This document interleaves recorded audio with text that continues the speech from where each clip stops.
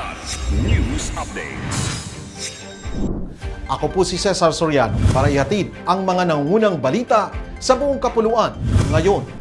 Nakalaya na ang manunulat at peasant organizer na si Amanda Etchanis matapos ang 5 taong pagkakakulong.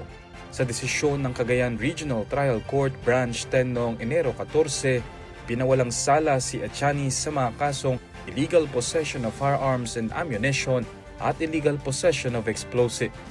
Ayon sa korte, bigo ang mga pulis na sumunod sa hierarchy of witnesses rule na itinakda sa ilalim ng rules of court. Inaresto si Etchanis noong December 2020 sa bahay na kanyang tinutuluyan sa bayan ng Bagao, habang kasama ang kanyang nooy 1 buwang gulang na sanggo. Ayon sa pulisya, na-recover umano mula sa kwartong inookupa ni Etchanis ang isang M16 assault rifle, mga magazine, bala at 2 hand grenade.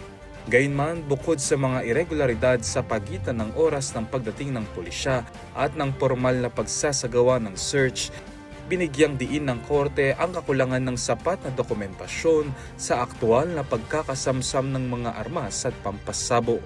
Ayon sa Gabriela Women's Party, ang pag-absuelto kay Etchanis ay isang tagumpay ng katarungan laban sa umano'y gawa-gawang mga kaso. Idineklara noong January 14 ang munisipalidad ng Midsayap bilang local terrorist group at communist terrorist group free kasabay ng send-off ceremony ng 34th Infantry Battalion matapos ang mga taong operasyon kontra insurhensiya at malawak na ugnayan sa komunidad. Pinangunahan ng seremonya ni Brigadier General Ricky Bunayog ng 6th Infantry Division, dinaluhan ng mga lokal na opisyal at sinelyuhan sa formal na pagpirma ng deklarasyon, turnover ng surrendered firearms, at simbolikong pagpapakawala ng mga kalapati. Opisyal na ipinalit ang 33rd Infantry Battalion sa pamumuno ni Lieutenant Colonel Jermen Legada, Commanding Officer, upang ipagpatuloy ang seguridad sa lugar. Bago ang deklarasyon, muling tinanggap ang 34th IB sa 1st Infantry Division Tabak nitong January 12, isang homecoming ayon kay Major General Yegor Ray Baroquillo Jr.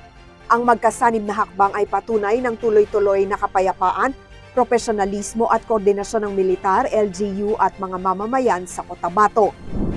Isang lalaki ang nasawi sa pamamaril bandang alas 9 ng umaga nitong Enero 15, 2026 sa barangay Malangit, Pandag, Maguindanao del Sur. Kinilala ang biktima na si Mando Tao alias Raymart, may asawa, walang trabaho at residente ng barangay Lipaw, Dato Paglas. Ayon sa pulisya, sakay siya ng isang blue at black Badja Kawasaki 100 nang pagbabarilin siya ng 2 riding in tandem suspects sa motorsiklong walang plaka. Nagtamo siya ng maramihang tama ng bala at namatay agad. 4 na basyo ang na-recover sa crime scene.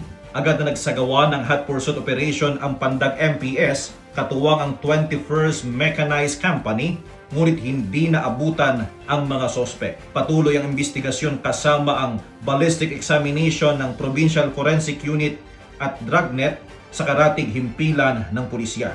Nakikipag-ugnayan na rin ang investigador sa pamilya ng biktima. Sa ngayon, hindi pa matukoy ang motibo ng pamamaril. Ako po si Cesar Soriano, kasama nyo sa bawat pagputo ng balita.